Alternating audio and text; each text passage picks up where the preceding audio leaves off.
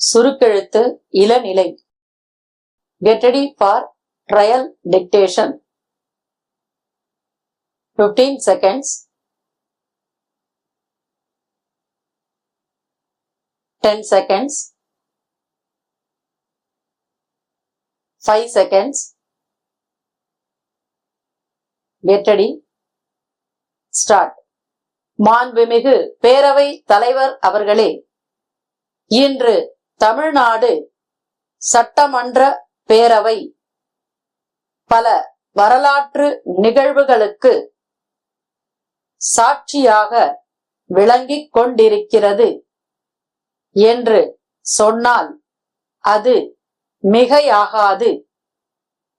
அத்தகைய சிறப்புமிக்க பேரவையில் எனது துறையின் மானிய கோரிக்கை மீதான பதிலுரையை வழங்கும் வாய்ப்பை அளித்த தங்களுக்கு என் நன்றியை முதற்கண் தெரிவித்துக் கொள்கின்றேன் என்றும் என்னை வழி நடத்தி கொண்டிருக்கும் மாண்புமிகு முதலமைச்சர் அவர்களுக்கும் மனப்பூர்வமான நன்றியை சொல்வதில் பெருமிதம் கொள்கின்றேன்.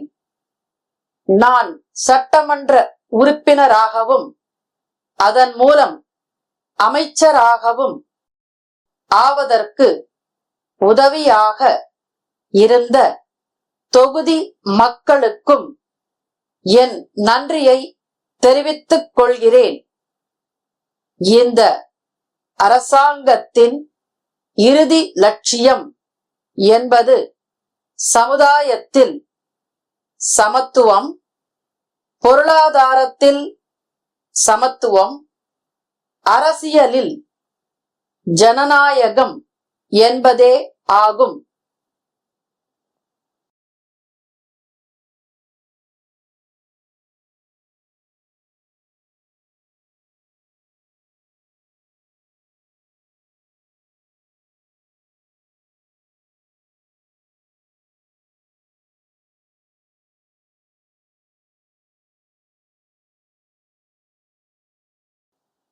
சுருக்கெழுத்து இளநிலை.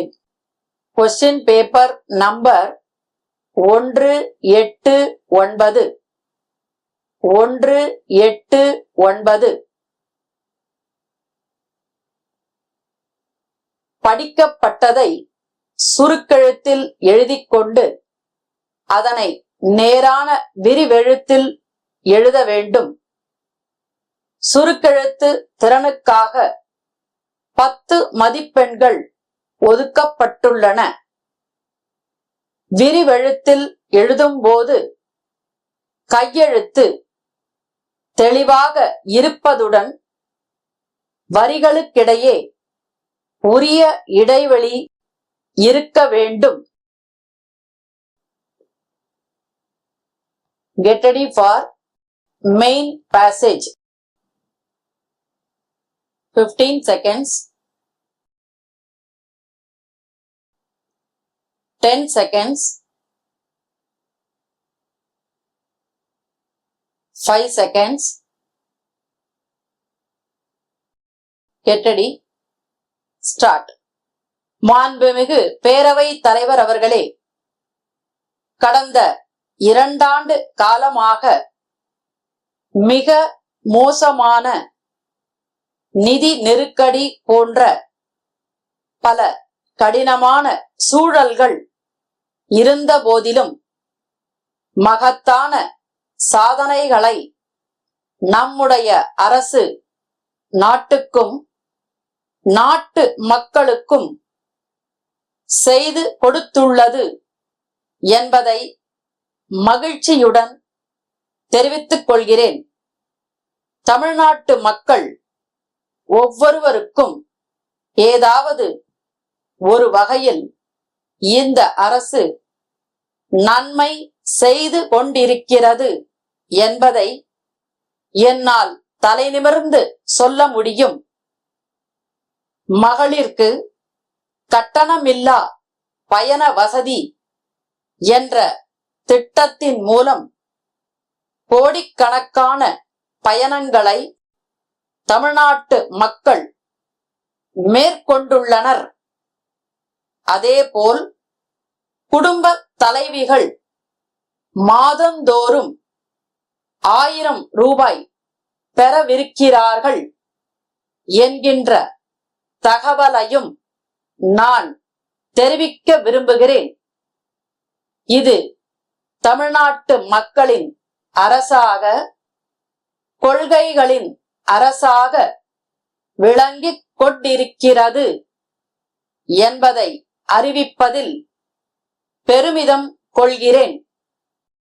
சமூக நீதி, சமத்துவம், சகோதரத்துவம் போன்ற தத்துவங்களின் அடிப்படையில் இந்த அரசு இயங்கிக் கொண்டிருக்கிறது என்று சொன்னால் அது மிகையாகாது. ஓர் அரசு மக்கள் நல அரசாகவும் அதே நேரம் கொள்கைகளை காக்கும் அரசாகவும் இருக்க வேண்டும். மக்களுக்கான உதவிகளை மட்டும் செய்துவிட்டு கோட்பாடுகளில் இருந்து விலகிச் சென்று விடக்கூடாது. இவை இரண்டையும் முன்னெடுக்கும் ஆட்சியாக நாம் 2 ஆண்டுகளை நிறைவு செய்ய போகிறோம். இந்த அவை பல ஆரோக்கியமான விவாதங்களை கண்டிருக்கிறது. அதை போன்ற விவாதமாகவே உங்கள் அனைவரது உரைகளையும் நான் ஏற்றுக்கொள்கிறேன். ஆதரித்தாலும் எதிர்த்தாலும் மக்களுக்காகத்தான் பேசுகிறீர்கள் என்று எடுத்துக்கொள்பவனாக, ஏற்றுக்கொள்பவனாக நான் இருக்கிறேன். சட்டம் ஒழுங்கை காப்பாற்றி பொது மக்களிடையே அச்ச உணர்வை போக்கி இருக்கிறோம் என்பதை சுட்டிக்காட்ட விரும்புகிறேன். குற்றங்களை தடுப்பதே இந்த அரசின் முக்கிய குறிக்கோளாகும். அந்த வகையில் குற்றவாளிகள் உடனுக்குடன் கண்டுபிடிக்கப்பட்டு தண்டிக்கப்படுவார்கள் என்பதை உறுதியுடன் தெரிவித்துக் கொள்கிறேன்.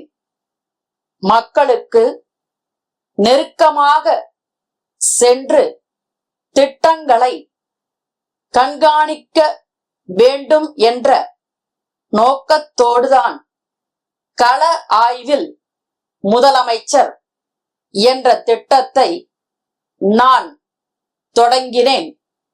அதன் அடிப்படையில் மாவட்டங்களுக்கே நேரடியாக சென்று தொடர்புடைய அதிகாரிகளை அழைத்து பேசி வருகிறேன் என்கின்ற தகவலை இந்த மாமன்ற உறுப்பினர்களுக்கு சொல்லிக் கொள்வதில் பெருமகிழ்ச்சி அடைகிறேன். விழுப்புரம் ரவி மின்சார பொருட்கள் விற்பனையாளர், சென்னை கண்ணன் மின்சார பொருட்கள் விற்பனையாளருக்கு எழுதிய கடிதம். அன்புடையீர், தங்களின் 2023 மே மாதம் 8ஆம் நாளைய பத்திரிகை விளம்பரத்தை பார்த்தோம். அதில் தாங்கள் மின்சார பொருட்களுக்கான ஒட்டுமொத்த விற்பனையாளர் என்றும் பிற மாவட்டங்களை சேர்ந்தவர்கள் தங்கள் மாவட்டத்தில் விற்பனையாளராக செயல்பட தங்களுடன் தொடர்பு கொள்ளவும் என விளம்பரம் செய்திருந்தீர்கள். இம்மாவட்டத்தில் கடந்த 10 வருடங்களாக மின்சார பொருட்கள் விற்பனையில் முன்னணியில் இருக்கின்றோம். அந்த வகையில் நாங்கள் விழுப்புரம் மாவட்டத்திற்கு விற்பனையாளராக நியமனம் வேண்டி விண்ணப்பிக்கிறோம். மேலும் விற்பனை பொருட்களின் மீதான 10% விலை தள்ளுபடியை எங்களுக்கு அளிக்குமாறு பணிவுடன் கேட்டுக்கொள்கிறோம். இது குறித்த தங்கள் பதிலை விரைவில் ஆவலுடன் எதிர்பார்க்கிறோம். தங்கள் உண்மையுள்ள